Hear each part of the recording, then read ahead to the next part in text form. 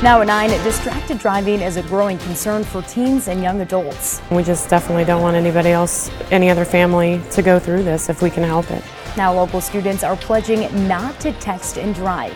Plus, it's almost summertime and that means being swimsuit ready, but have you thought about your pets? We find out why it's just as important to keep them healthy on the scale too. Good evening and thanks for joining us for Fox 43 News at 9. I'm Molly Pat. Storms have been moving through parts of our area tonight, and here's a live look over Emporia where you can see those storms rolling through right now. And Chief Meteorologist Matt Miller has been tracking the system all day. Matt, what can you tell us? Well, you see those flashes of lightning in the Emporia area. It is the southern counties that are experiencing the bulk of the storms. Watch how in the last hour and a half, the storms that were off to the south and west just expand to the north and east very rapidly, kind of filling in this whole area all the way up into Missouri even. You can see this line of thunderstorms from right along Interstate 35. It does extend through areas back toward, even almost back toward El Dorado. It goes far to the southwest, but right over Burlington and then on up to about Ottawa, extends on up toward Overland Park. That's that line of thunderstorms that has had a history of producing up to golf ball size hail at Burlington. Although as it's moving up toward Ottawa, it looks like the threat of the hail size is shrinking slightly, but it is still 1 to 1.5 inch diameter hailstones along this line. A lot of frequent cloud ground lightning strikes that will continue as we head through the next couple of hours. We've seen those storms not only in Emporia, but you can kind of see them also from the Lawrence area. Every now and then you'll see flashes lighting up the night sky. This line of thunderstorms expands out but should weaken slightly before finally pushing away to the east and to the northeast overnight. Once it moves on through, how much cooler it will be, that's coming up. New at 9, the FBI is asking for your help to find the man who robbed 2 Advance America locations in Topeka and Lawrence. The FBI says he is armed and dangerous. A $5,000 reward is being offered to find him. And you're seeing surveillance video from the Topeka robbery. And we were the first to tell you about the incident in March. That came after the Lawrence robbery in late February. The FBI says he covered his face with a light gray cloth and glasses, and in both robberies, a man showed a gun and demanded money.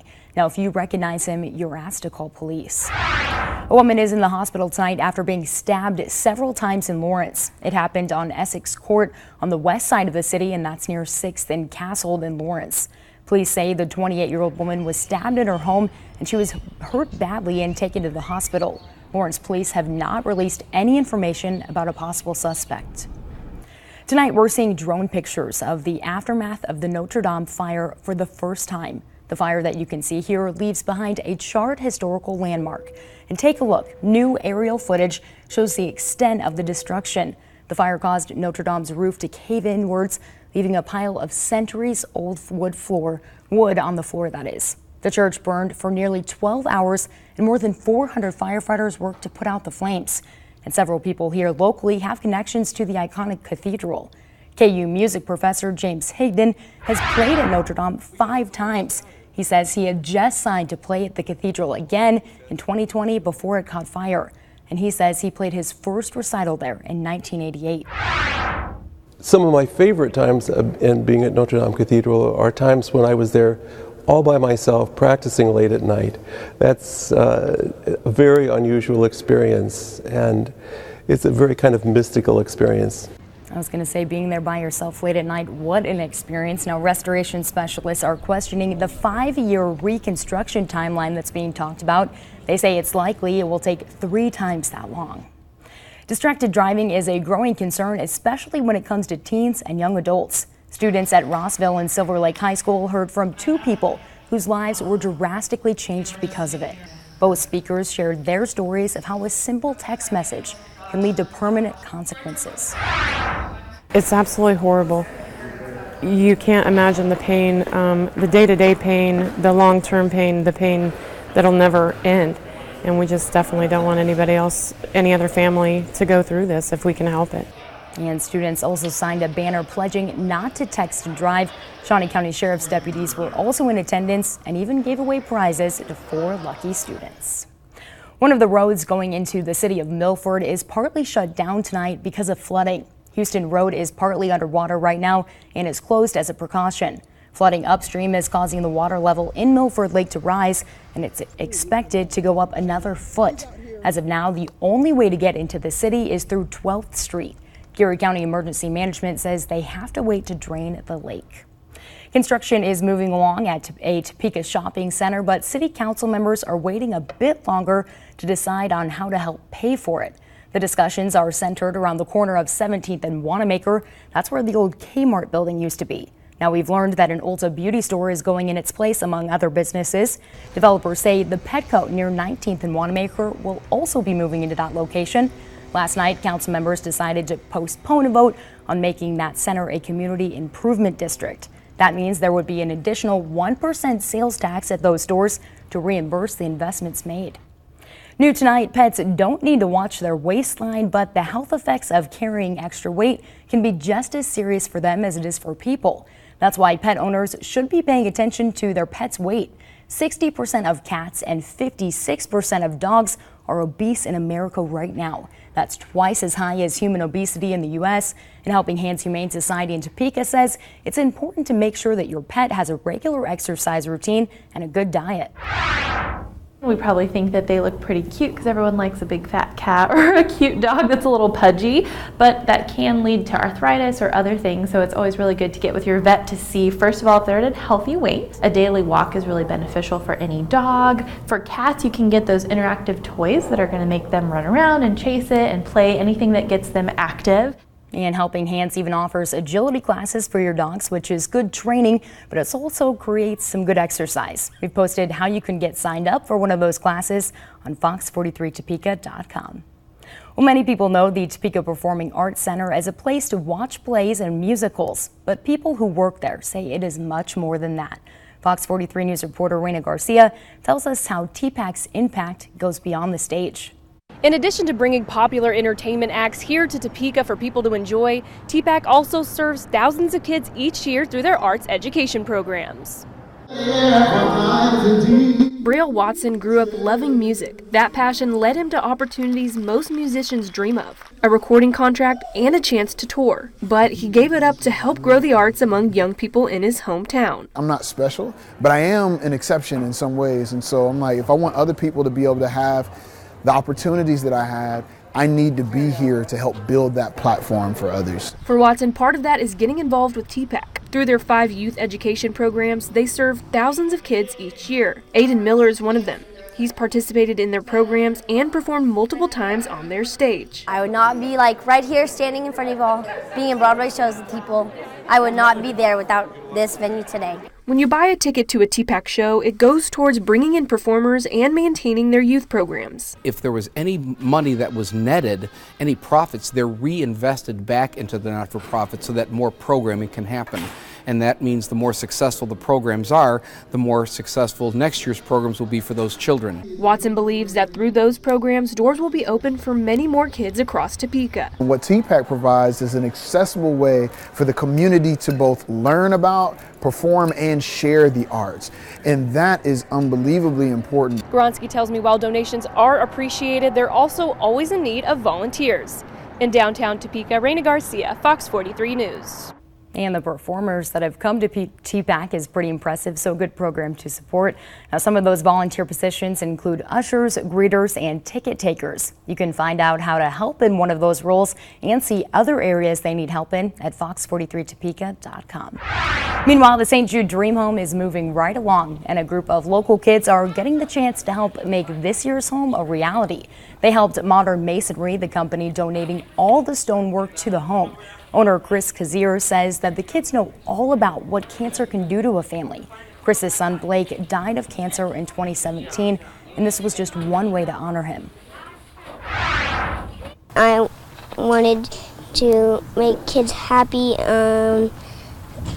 because I remember Blakey being really happy. We wear Blake on our shoulder every day, and he's never forgotten. And the kids wore their Team Blake t-shirts and got right to work. They put up a good portion of the stone, and they say they had a good time doing it too.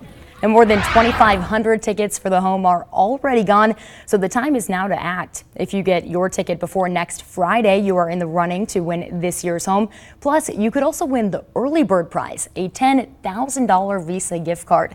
And we did sell out early last year around this time, so be sure to get yours now by calling the number at the bottom of your screen or by visiting fox43topeka.com. And all ticket money goes directly to St. Jude. Lawmakers are trying to close a discrepancy that allows law enforcement to claim consensual sex with someone in their custody. Coming up, we'll take you to D.C. for details on the new plan that's gaining steam. A line of severe thunderstorms continues to move over the southeastern counties. You take a look at radar, you can see the warnings along that line continue as a severe thunderstorm warning. The exception has just been upgraded within the last 30 seconds over northern Franklin and southern Anderson County to a tornado warning.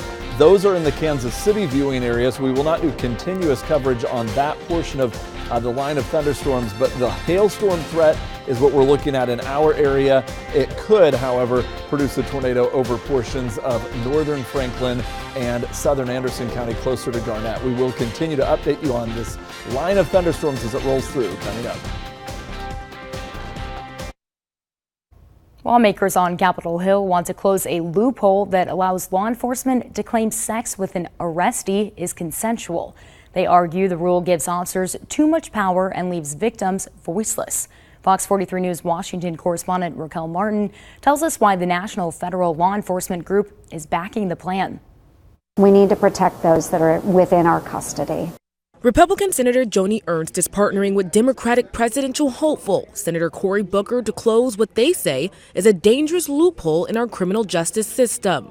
Right now, federal law enforcement officers who have sex with someone in custody can avoid criminal charges if they say it was consensual. We need to close that. We need to eliminate that. Ernst says the law is unacceptable. Under her plan, sex between an arrestee and any member of federal law enforcement would be a crime punishable for up to 15 years in prison. And this isn't just a federal problem. More than 30 states have a consent rule on the books. Ernst hopes to change that by offering federal money to states who also make it a crime. When they realize that their funding could be affected by it, I think it would get their attention. Patrick O'Carroll represents the largest federal law enforcement organization in the country.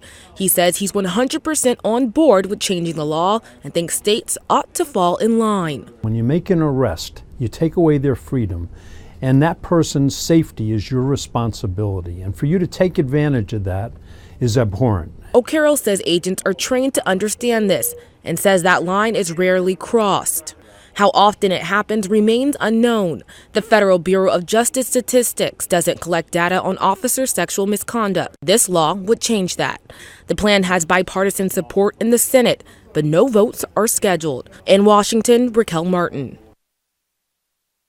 And our team in Washington, D.C. is offering the most comprehensive coverage from Capitol Hill. And here's a sneak peek of what you can find right now on fox43topeka.com. Wounded warriors from across the country are in Washington, D.C. for a soldier ride. I'm Bree Jackson. You can find that story on the Washington, D.C. Bureau page of the website.